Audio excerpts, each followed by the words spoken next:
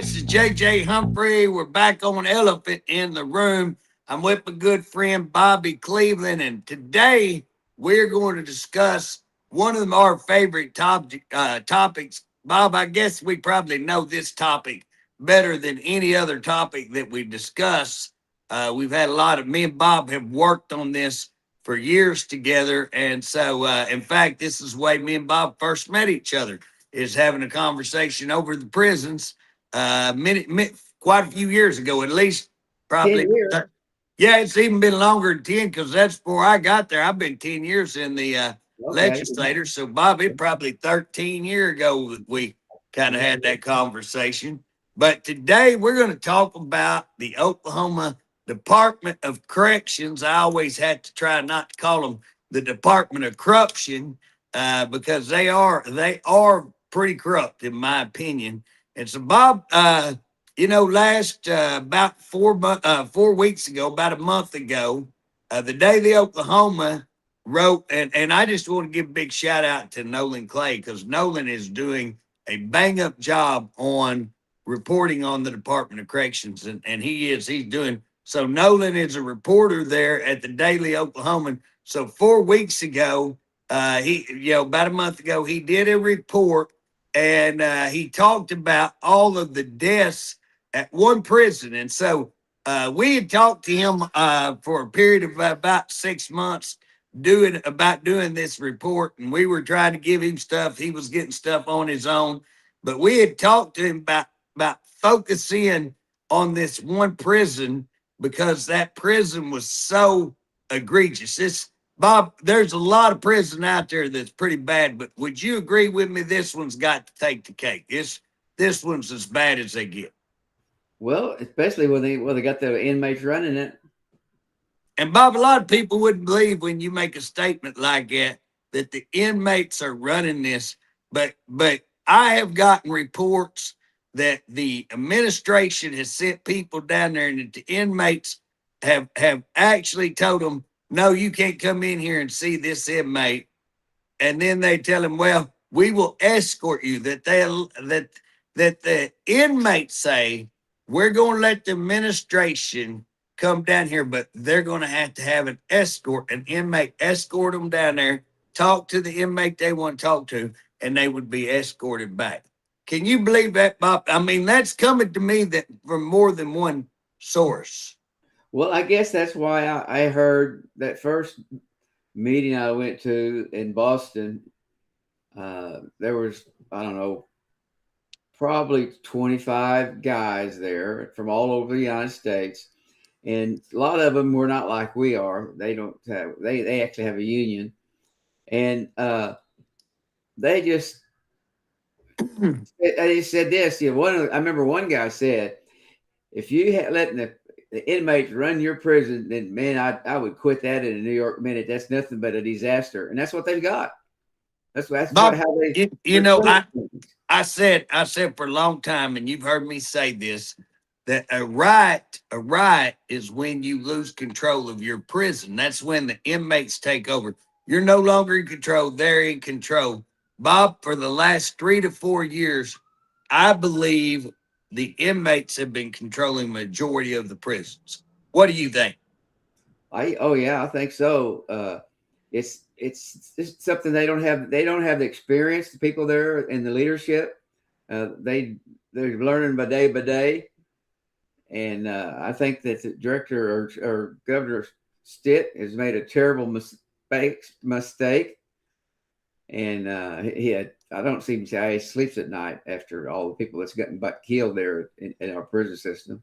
Governor Stitt just doesn't listen. I mean, it was one thing he put Steve Crow in a position, and now Crow, I don't think Crow. If we looked at and we said, now who's been the best director we've ever had, I don't think he's going to rate up there as best director. But I do think that he did one. I think that he tried to take care of his people. Now, I mean, he might shaft this one or this one, but overall, he tried.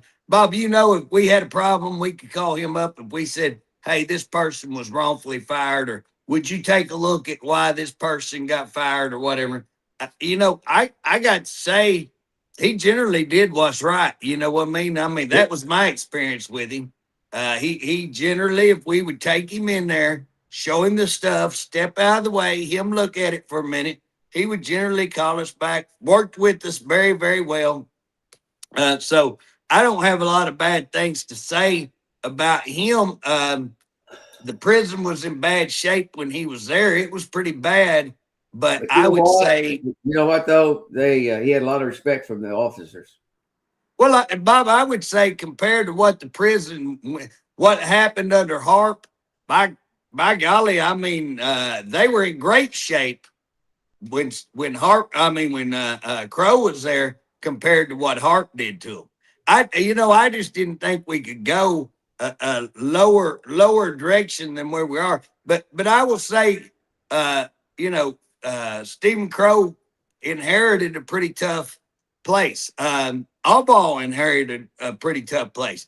I think Allball was saying the right things and was moving the right way, but I think that the board and all of them, he didn't want anybody telling him what he had to do, and he just quit. He quit before he had a chance to really fix things, in my opinion.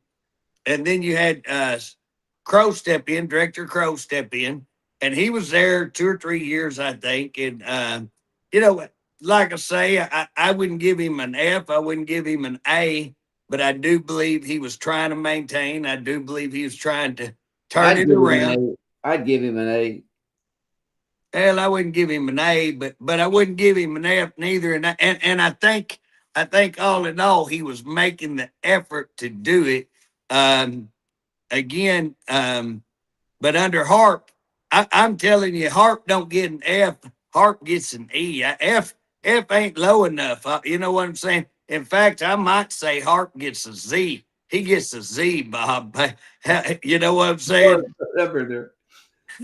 Well, these murders that we have, and here's the thing, JJ. Now, what they're calling a murder is probably a murder with no doubt. But also, I don't believe that they give you all the information on some of these hangings. People hang themselves. Remember that guy that they found him hanging and killed himself, and he lacked just like a month to get out. Well, Bob, and the thing about it is that guy, if that's the one I remember right, was at Joseph Hart. He'd done all this time. He's that close to getting out, and he'd went in there and told him he was done with paying extortion money. He wasn't paying no extortion money anymore, and that come out, like the day after he tells them he's done paying extortion money. He's killed himself. You know what I'm saying? It makes no sense for a guy to say, "Hey, I'm done. I'm getting out, and now I'm going to just go commit suicide." That's the kind of stuff. But again, because we have an OIG that works for the department that doesn't want to look at these things, then they don't investigate. They just claim suicide when they ought to. Anybody with any common sense ought to know that ought to be worked as a murder, and so they don't. But just so the listeners know what we're talking about, so me and Bob worked with trying to get information to the Daily Oklahoman. The Daily Oklahoman come out and did a report about a month ago where they said that at Allen Gamble, which is a prison at Holdenville, they said that Allen Gamble had roughly 24 homicides in a 4-year period. So that's 6 homicides a year. Now, that's pretty high for one prison. And here's the thing that we need to make sure all of y'all know. What Bob's talking about, that's homicides. They're not talking about overdoses. They're not talking about natural deaths. They're not talking about hangings and those kind of things. And we didn't talk about the near deaths, the beatings, the stabbings, and all of those things, the rapes, the extortions that go on at this prison. And again, Bob, one of the things that just fascinate me is how that they could have officers assaulted. The inmates refuse to let the correctional officers go down there and recover their officers. We've had stories of that. We've had stories of employees holding other employees hostage. They had to come down and take care of that. go out and find guns in that employee's car, which is a big no-no to have them on the facility. So holding hostage is a felony. Having the guns on is a felony. And guess what? That supposedly, I think it was a psychologist. We never did determine which one that was. But anyways, they're back to work in a week. No charges, no nothing, back to work in a week. And then at the same time, an officer at another facility gets caught with the pocket knife in his pocket, and they try to file charges on him. You can't make this stuff up, Bob. It is unreal. But again, the paper, the Daily Oklahoman, it wasn't just about 24 deaths.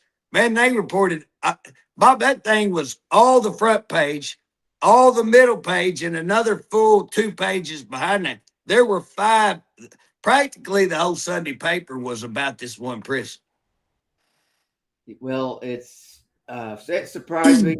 It really surprised me. There was things there that I didn't know that went on, but you cannot run a prison being 40% down in correctional officers. Now you're going to wonder, well, like here at Holdenville, I think they were down 12 people. But you cannot get there if you fire your people who are long-time people and know how to run a prison.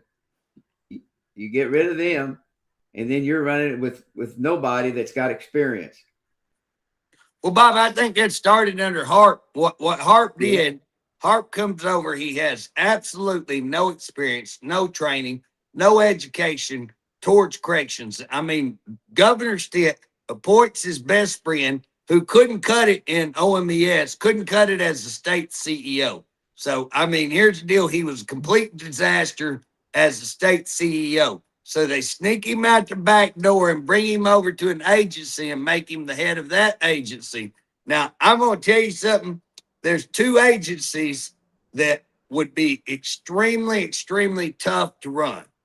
And one of those would be the Department of Corrections, and one of those would be DHS. And he has put some clowns, I'm talking clowns, over both. Now he did do Dr. Shropshire. I think that he put it DHS was qualified. She just wasn't willing to go fix it.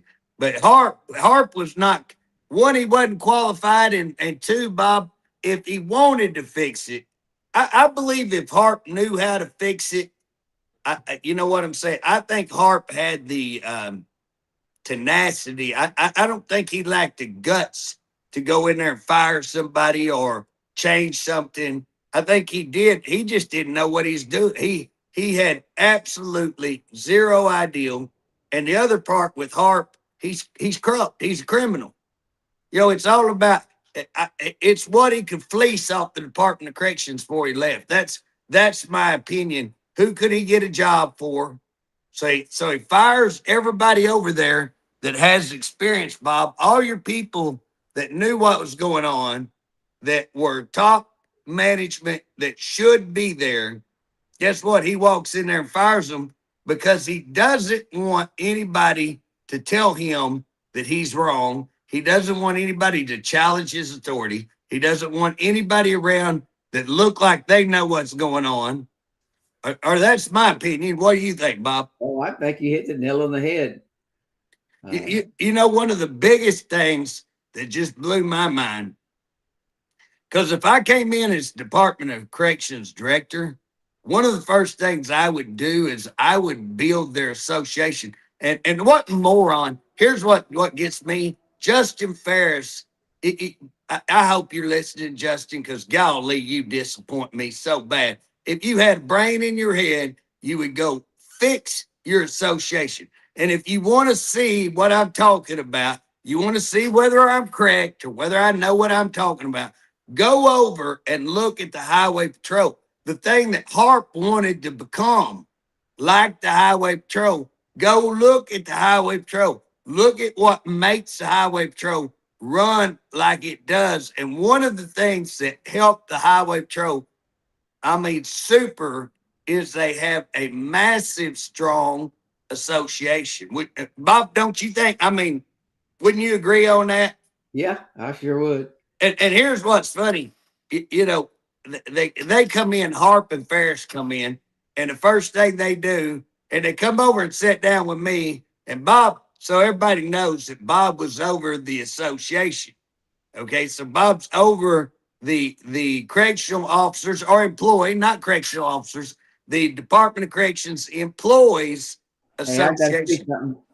And so Bob was over that, and here comes the Harp and Justin Farris and Trish Evers was in that group as well. Come over and they tell me that basically if I won't have anything to do with Bobby Cleveland and that association, that they can work with me, but that if I fail to kick Bobby to the curb, basically make Bobby where basically what they wanted to do is terminate that association. So they went guns blazing after the Department of Corrections Employees Association. So they did not want to let the employees have an association. They didn't want that association to have any power. So basically, they tell me if I kick Bob to the curb, then basically, not basically, this is exactly what they told me. Kick Bob curb, I'm in. If I didn't, me and Bob are both out on the curb. I chose to go out with Bob on the curb. Bob, I come out with you on the curb and set. So You did good, JJ. well, true to their word. True to their word, they have tried to destroy the association. And I will tell you this, Bob, they have hurt the association pretty hard. I'll give them credit for that. Well, They've yeah, tried they fire people now. They don't follow any policy whatsoever. No policies. They just fire them. And that's the thing that makes it work is what the policy says. The policy says the first time you talk to them, they do something wrong. Second time, if they do it again, you write them up. Do it again, you fire them. Bob, it's called progressive discipline. And they just go back and fire people, and they just can't follow their own policy, and they're still doing it. Well, Bob, and here's what's funny. That they really have hurt the association. You know what the association looks like? What? What they've done to their own department. It's yeah. not just when you step back, you know, they like to think, well, look, we took down that association, and they haven't taken it down. It's still there. But at the end of the day, they've destroyed everything they've touched. They have destroyed. I mean, when I didn't think that Department of Corrections could get much worse, hey, I'm gonna tell you something. Little did I know, you couldn't believe it. They are 10,000 miles away from where they are. They ain't even in the same neighborhood. They ain't even in the same universe where they are today.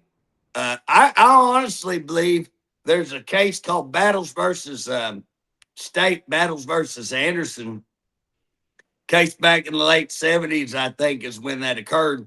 But the inmates sued, and because of the just horrid conditions that were going on in Oklahoma at the time, the feds took it over, fined us at that time $10,000 a day, which back then was some astronomical money, $10,000 a day until we got in compliance with some things. One of the biggest things was, Bob, not enough correctional officers and the training of the correctional officers. And Bob, I would say that we're equally as bad today, maybe just as bad or worse than we were during Battles versus State. What do you think? Yeah, it's really a shame for those officers. You just don't treat another human being and someone that works for you the way they do, and make these guys work all these hours. And supposedly you're not supposed to work more than 24 hours a day. You know, back to back. They just don't. Well, Bob, there's a law. There's a law that says you can't work. What is it? I think you're the guy that got that law passed, if I'm not mistaken. Well, it was 8 hours at that time, so you'd have to go to 12 hours this time. Right. So you can't work that back to back to back, right? Right. And yet they're doing it all the time and have been doing it. We caught them doing it.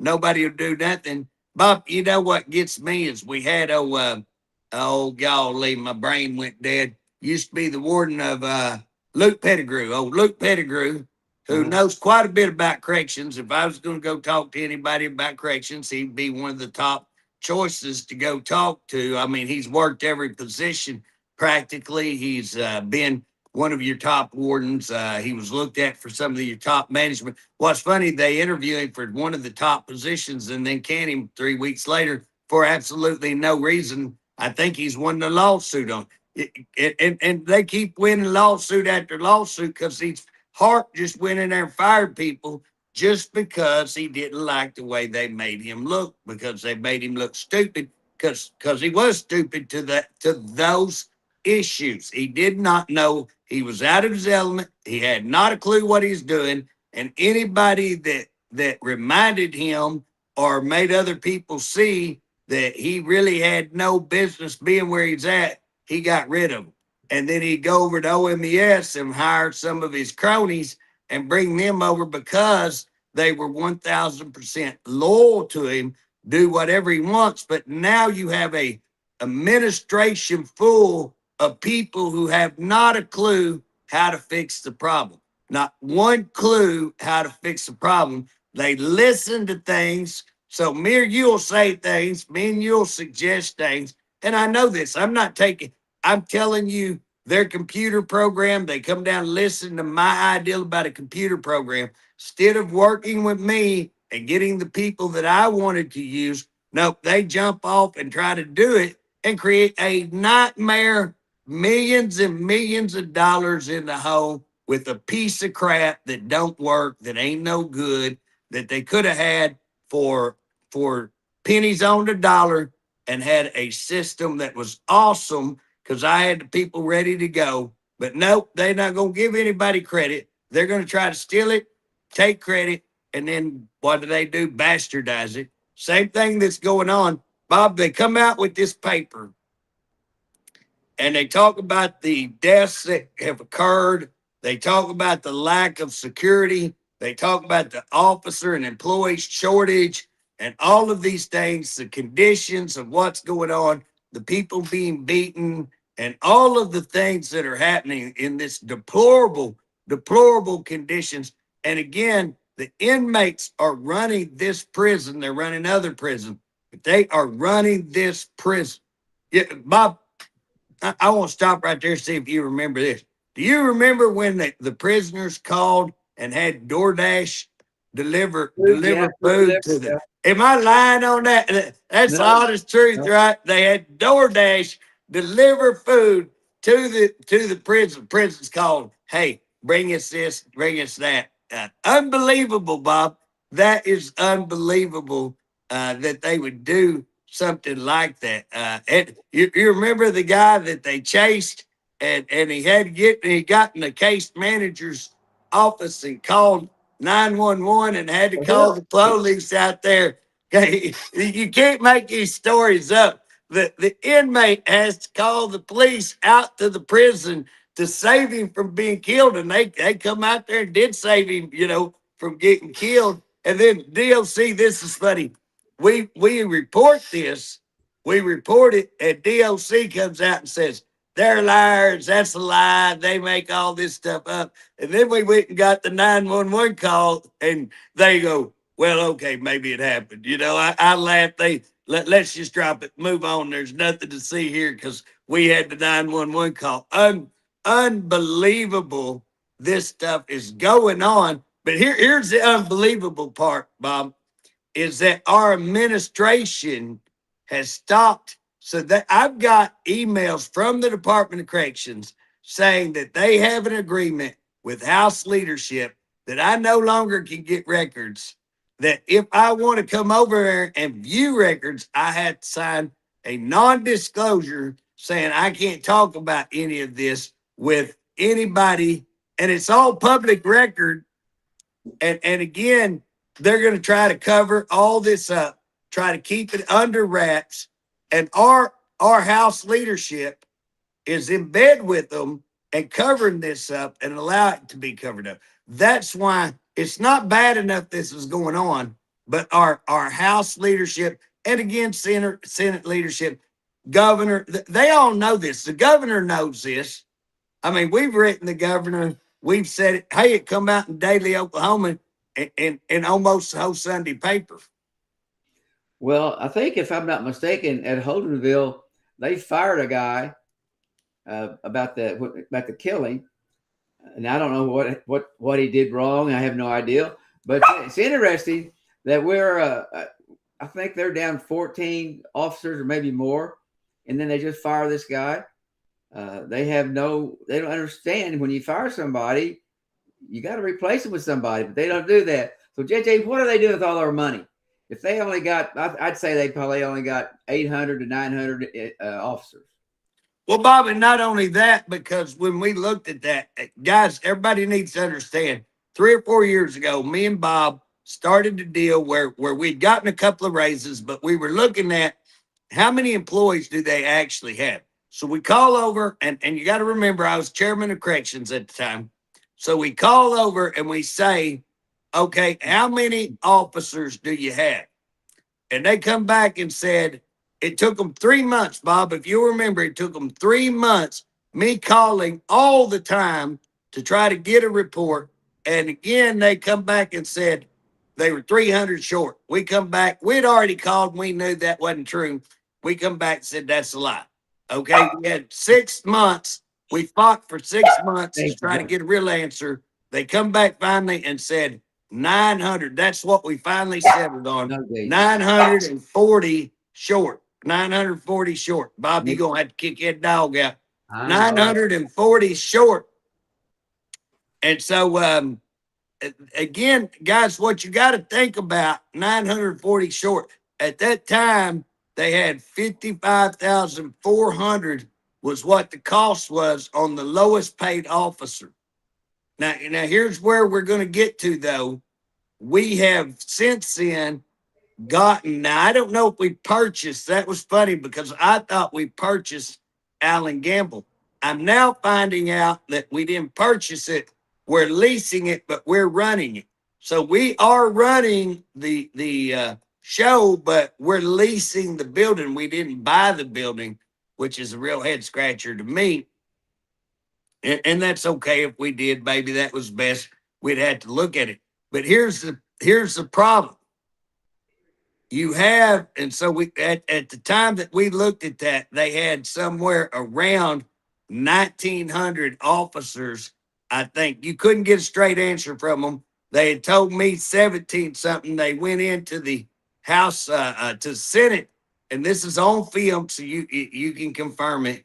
So they went in Senate. I think they said 2,000 in the Senate. And what's funny, those meetings, my meeting with them in the House was about 3 to 4 weeks before the Senate hearing, and they told me 17, almost 18. They told them 2,000, which was quite, it's amazing because they're under oath and saying that. So here's the deal. Let's say that it was 19. We have now since taken on Holdenville, which is somewhere around 1,700, I think, inmates. We have also taken on Red Rock, which is about 2,300 inmates. What I'm telling you is we should have at least added 600 correctional officers, pretty close, no question. Okay, that would make 2,500 officers is what they should have. If you just go by their numbers of what they normally have done, 25. They're claiming right now that they should have 15 and that they have about 12 something. I think last numbers I looked at. Now, I may be off. Again, they don't send me nothing. I can't get nothing from the Department of Corrections because they've signed agreements with our House leadership, not allowing us to have any kind of records. But when you look at those two purchases, and what I'm saying purchases, the lease of Holdenville and the purchase of Red Rock, you added 600. We had 1,900 supposed to have. You add 600 to it, you got 25. So the number of officers they should have is somewhere around 25. The number of officers they actually have, I think they're claiming, is 1,200 and something, and they say they should have 15. Well, how did they drop Because before they were saying they should have 19. How did they add 600 and drop down to 15 and drop 400? That's a mind-boggling number to me. And so what we did, we went in, we had Luke Pettigrew go talk to the House Speaker and say why it was so important that we get this information, and that we wanted to go into the prisons and actually show up and count the number of officers that they actually had showing up on duty. And guess what? We were denied. We tried to run a bill allowing us to do it. They wouldn't hear our bill. They wouldn't even take the bill. I've tried to run it 2 or 3 times to let us come into prison unannounced so that we can actually see the conditions, see what's going on. By the way, it's like that. I think we're the only prison that does that in the nation. Right. I know others because I looked, Bob. I didn't look at all of them, but I looked at several that already had those laws. So it wasn't like I was making up something. You know what I'm saying? It wasn't like, wow, this is out of the world. No, well, it's already an open book. When you're working for the state of Oklahoma for the taxpayers, there should be an open book. If you Bob, it absolutely. They do not want to let anybody know anything. That's what Hart told me. He didn't need to have somebody looking over his shoulder. You're not looking over his shoulder. You just want to do the right thing. But JJ, if I'm not mistaken, at Holdenville, they fired a guy right after that. I mean, day after that, and they haven't brought anybody else in. They're still down. Well, Bob, here's the thing: they can't get nobody to do it. And I just want to say one thing. You saying that about Harp saying, and I remember when he told you that he didn't want anybody looking over his shoulder. Well, if you don't want anybody looking over your shoulder, don't become a state director, because guess what? You answer to everybody. You answer to legislators. You answer to the public. You know what I'm saying? Accountability, transparency is what makes the thing work right. And if you're not willing to, if you don't want to answer nobody, that tells me you're corrupt as hell, and he was corrupt as hell. I'll say that. Well, my opinion. The saddest thing they do right now, if a guy gets beat up, he's almost killed, they will not let his parents see him. Yeah, keep the family. You know why they do that, Bob?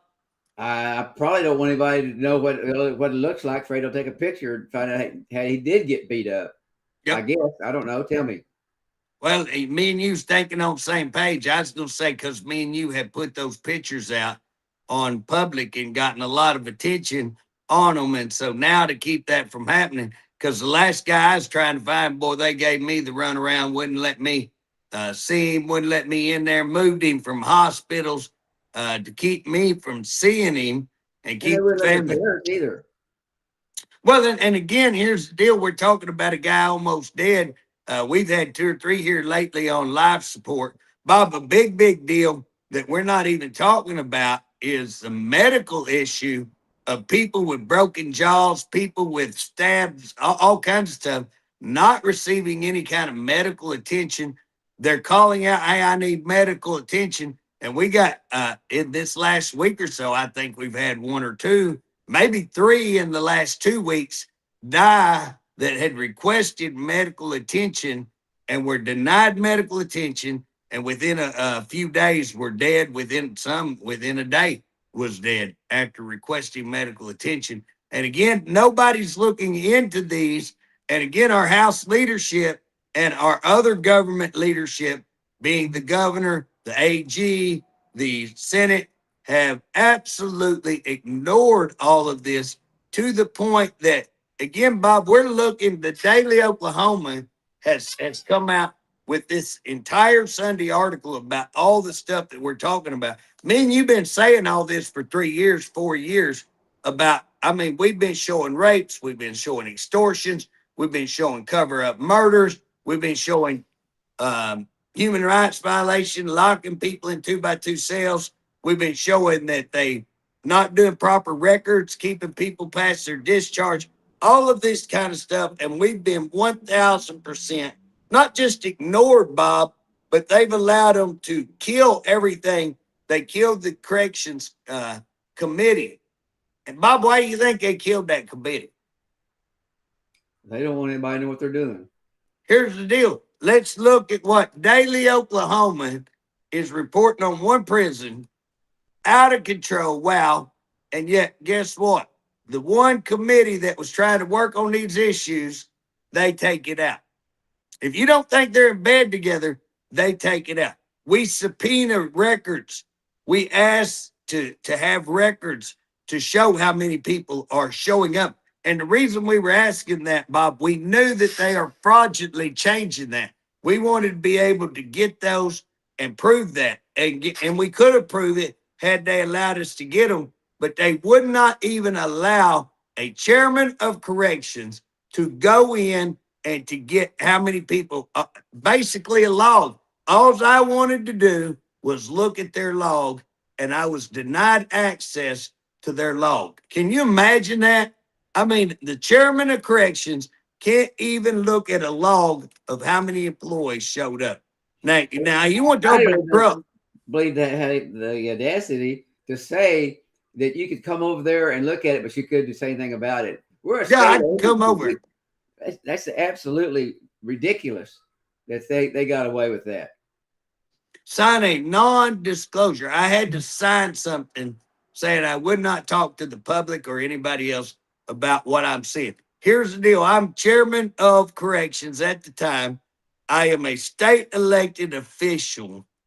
They are non-elected bureaucrats. That our job, Bob, I don't think our job is that much. You know, I would say our job is much more to manage the finances and the agencies and the services than pass bills. We could have years without passing bills and we'd be better off. You know what I'm saying? But again, when you try to hold these agencies accountable, wow, they go after you like nobody's business. Bob, here's the deal that I wanted. This is why we're on here today. After the Daily Oklahoman runs this thing, and again, we've been working with Daily Oklahoman trying to get them information. And again, Nolan Clay got out there, worked. He got a lot of his own information. He really worked hard on this article, did a bang up job. Took him a little while, but he told me, he said, the reason I didn't come out early is because I wanted to get it right, and he got it right. Boy, he nailed it. So he comes out with this article, and roughly about 2 weeks later, Bob, and we called him on this issue, is that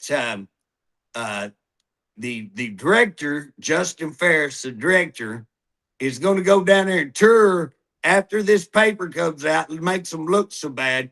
They're going to go down there and tour. My understanding, they may have had some legislators with them on this day, and they go down there to tour, and the Sorrentos, a Hispanic gang, ends up beating a guy to death, throws him outside so that they, while the director's there, so that it declares, I mean, it sends a huge message. They kill this guy for nothing else but to send a message to throw him out there and say, we're going to kill anybody anytime you're showing up, director. We're killing somebody to show you we can run this prison, and we're in charge, not you in charge. Now, is that, I mean, Bob, that's kind of the ultimate smack in the face. That's a slap in the face to the director saying, you're basically nobody and we run the thing. Well, that, and they're putting all these bad guys all in one prison. Well, yeah, Bob, they're getting gangs that you wouldn't put, why they do the stuff they do. I sit around, scratch my head. And Bob, we how long have we been out saying it wouldn't take a genius to take the main ones and put them, here's the deal. You got people at OSP that if you look at their paper record, they look bad, but man, they put them in there when they was 18. Now they're 45, 50 years old. They really changed. And when you're looking at them, you go, hey, I think we could take this guy, put him down there at Holdenville or put him over here. And guess what? He probably would help not just slow things down, not just change all the violence and stuff, But again, this guy's going to be somebody on the yard that people are going to respect. I mean, he's done some time and he's done some hard time. And again, these are the type of guys that can actually take control of that prison and settle it down, make things right, because they don't want, guess what? They just got a lot of freedom being leaving from a little 13-foot cell, little 6 by 13 or something. And now they got freedom to walk a yard. Guess what? They're going to want to try to keep that freedom, make things work. That's what you do. But Bob, my understanding. Was there a time when we asked and the family asked him when they're transferring a guy from, I don't know, OSP to somewhere else, not to put him in a cell with somebody else, keep him separate? And they killed it. Say he was dead before the morning. Oh, absolutely, Bob. There's been several times that they've been told, hey, don't do this, don't do that. This guy. And Bob, I mean, hey, they've done that at OSP. Somebody gets stabbed. I was trying to think the other day, that hadn't been that long ago. You had a stabbing, maybe 7-8 months ago, but they had a stabbing and a beating, and then they turned around and put the guy right back in the same cell with the guy that done it. It's like, what in the hell are you doing? And I think that guy either ended up beat again or dead. Seems like he got dead, Yeah, they killed him.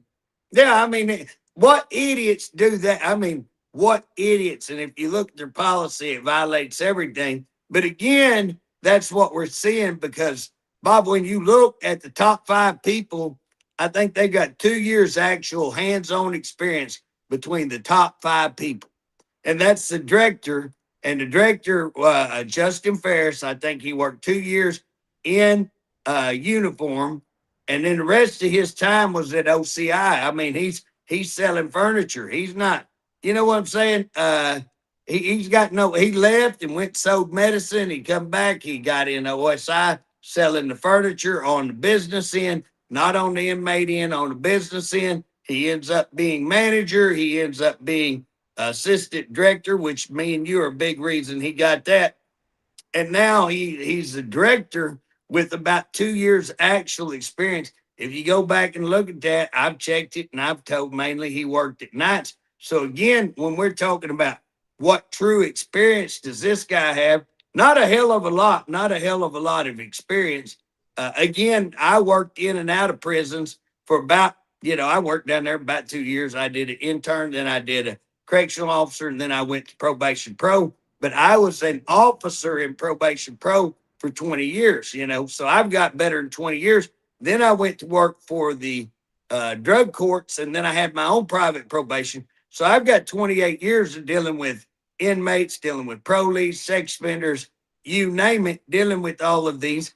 Not necessarily in the prison setting. I have worked in the prison setting, but I've got a lot of experience where, golly, he's got practically, like I say, 2 years of night shift mainly is what I was told.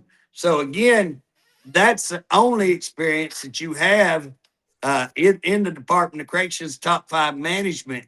And Bob, right now, because of all this that happened with Justin Farris, I think he did get embarrassed by what happened down there in Holdenville with the inmate being thrown out when he got there, being beaten to death and thrown out. And again, guys, don't just take our word for it, because this is in the Daily Oklahoman. The Daily Oklahoman did a report on what we're talking about. So that report is out there. I encourage you to go get both of them. Go get the Sunday edition. What we said and what we do that went on was nothing about other than being a little bit compared to what he went in and dug out and find out on his own. Right. Well, yeah, and Bob, I was giving him information on that Sunday when, along the way. I mean, we were 6 months. We were texting him, hey, this happened. But he was going out and confirming all that, getting the information on it, getting the details on it. And again, with this deal with Justin Farris, I think we immediately hit him and said, hey, you're not going to believe this. This happened. And again, he went and just ran with what we told him and went and confirmed it all and now have a report on it. But Bob, I mean, what he's doing is just confirming everything that we're saying, and here's the deal, guys, we're talking about one prison. One prison. There's 23 prisons out there, 23 prisons, and this is one prison. And I promise you, Red Rock, Great Plains, Dick Connors, OSP. I mean, these four are OSP probably behind most of them, but them other three would be right there with. And again, Bob, I don't know. Did you see that report on Guerrilla Publishing? Did you see where he went in there and got some film on them having to walk through all that sewage? Did I send you that? No, you didn't. Well, Bob, I got to send you that. I mean, a picture of the sewage guy, the cell who had that, having to live with that. Well, Bob, I was told I got another report, and I'd had to go look that up, that they got a 50,000 sanction from the health department over this stuff. And it's just, Bob, it's one thing after another. I've got a little deal I'm working on where what they do, they don't have enough maintenance people. And so they let these inmates fix their gas lines, their water lines, and electric and all that. Then they turn around and have a certified person sign off on it, but they were nowhere around. They just handed it to them, say, y'all sign these work orders. And so they sign off on it, even though they haven't even inspected it. It's illegal. It's fraud. And in fact, I had one guy refuse to sign it, and they fired him. And that's how I know all this stuff. That's how I've got it. And I'm about 100% certain it's just true. He's ready to testify. But Bob, again, here we have more fraud that would put people in danger.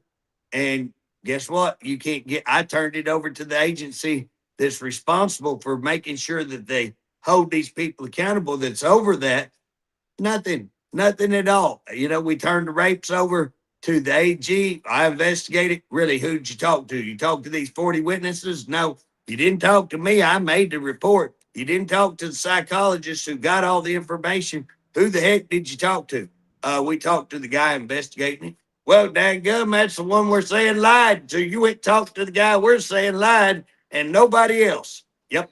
I like it when I read this information coming out of DOC, how they try to make it like, well, we're having I forgot the exact words, but it could have somebody will investigate this, the top people in their prison system. They're investigating them, and who are they going to do? Are they going to come up and show something bad and they get fired? Well, Bob, you know what I always say, when JJ investigates JJ, JJ gets off every time. And again, that's what we're talking about. And we said that how long? We've been saying that how long? OIG investigates the Department of Corrections. Who does OIG, Office of Inspector General, is what that stands for. Office of Inspector General for the Department of Corrections. They work for the Department of Corrections. They answer to the director. You think they're going to go in and investigate the director? You think they're going to go in and investigate top level administration? Bull. They ain't going to. You think they haven't covered up murders? You think they haven't swept under the rug rapes, extortion, all of it, stabbings, beatings, all the things that's going on, conditions of the prison. Bob, it's been going on for, we've been calling it out longer than 4 years, but I would say that the turning point of just how horrific it became was when Stephen Hart, when Director Hart took over within 6 months of him taking over. From that point on is where, in fact, I remember writing a letter and saying, I've been trying to work with this guy. The gloves are coming off and it's on. And so for the last 3.5 years, it has been on, calling them out. But again, I never dreamed that our people in the House leadership would go over and crawl and get in bed with them and prohibit anything from being seen. Bob, I used to be on the budget. I used to be on the budget chair for public safety. Now, And here's the deal. Y'all want to know when I got kicked off the budget chair? That's when we're going to have a hearing. We're going to have a hearing on one day. And so all these directors are supposed to report and tell, how much money they want, what they're going to spend, and answer questions for us. And again, we had numerous ones come in. I didn't have any problem with anybody else that come in, but the Department of Corrections is delayed. They don't want to come. Now, what I was told was the reason they're delayed is they don't want to come in there with me in there. And finally, they come in and the chairman says, JJ, now you can only ask questions on budget. You can't ask anything but budget. Cool. I'm all about the budget. I'm going to ask budget questions. Bob, I started asking budget questions. One question. Director, I was told that you transferred your salary from OMES 275 to the Department of Corrections. He says, that's right. That's what I did. Well, that's funny because I got a deal right here that says you can't do that. Director, how did you do that? We got a deal right here that says you can't do it. Okay, then we say, did you get a new office? You didn't tell me you got a new office. News to me, how much it cost? $100,000 a month, 1.2 a year. Guess what? The law requires, I got a copy of the law right there. The law requires that they have legislative approval. Guess what? And he's sitting up there going, well, I got approval from Charles McCall and, what was that? Roger Thompson, which is quite funny because his daughter, Roger Thompson's daughter, working right under him, ain't that quite amazing? But here's the deal. I got approval from two legislators. I mean, well, it don't say two legislators. It says legislative. That means it's got to go in front of both houses, the Senate and the House, and be voted on and approved. That's what that means. Well, guess what? Shortly later, I'm shut down and can't. Hey, put your questions in writing. Now they got people asking about, oh, y'all used to make milk. Y'all still get milk and stuff. And again, I mean, I'm all for that question. I don't have any problem with that question.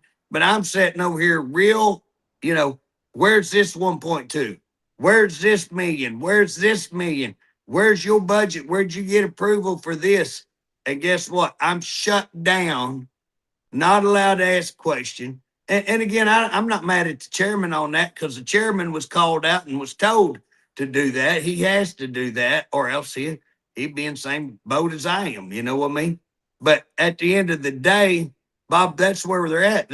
Our leadership won't let us even ask questions on them stealing money, corrupt money, and then they won't even give us subpoenas on any of this other stuff to where we can actually find out.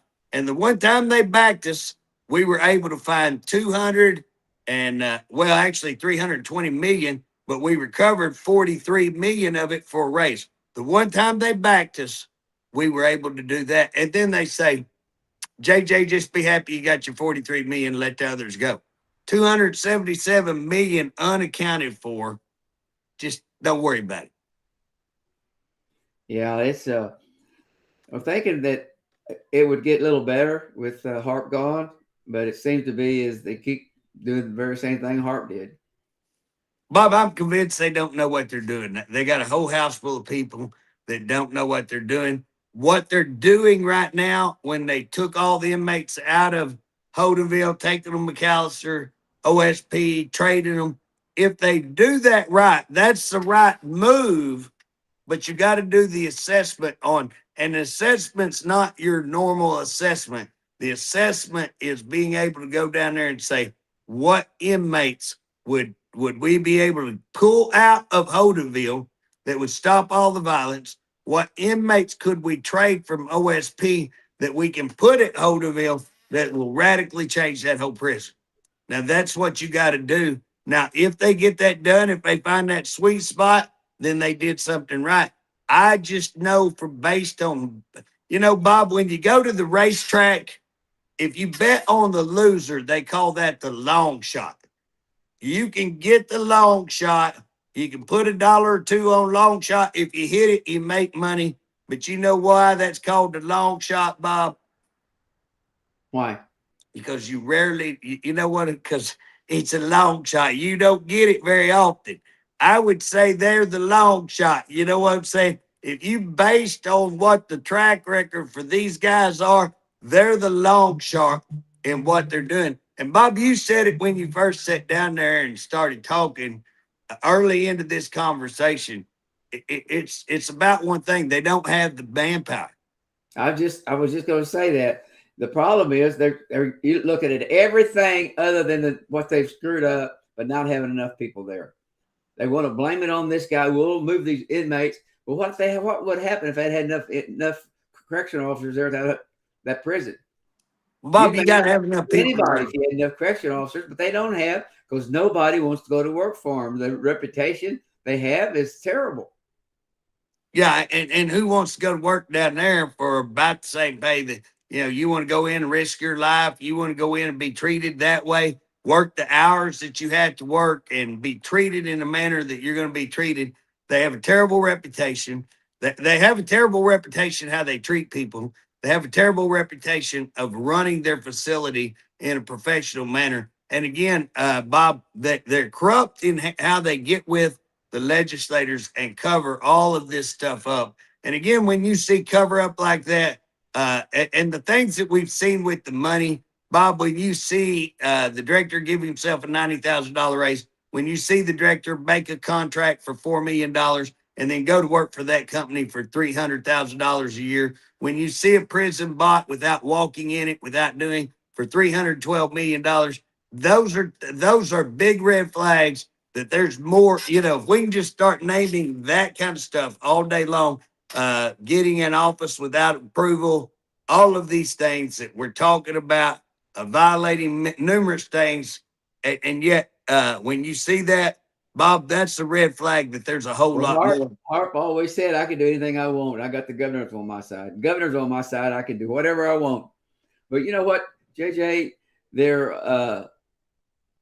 go and say to the budget committee, "Oh, we don't need any money this year. We'll just stay. We'll stay like we are." Oh, that makes them look like a hero. And they don't have enough officers. First of all, the legislatures needs to investigate how many people they got. Where's that money going? Because they don't have near the amount of money. The amount of people that they've got money for. So what are they doing with the rest of that money? Well, Bob, we've seen an inflation. We've seen.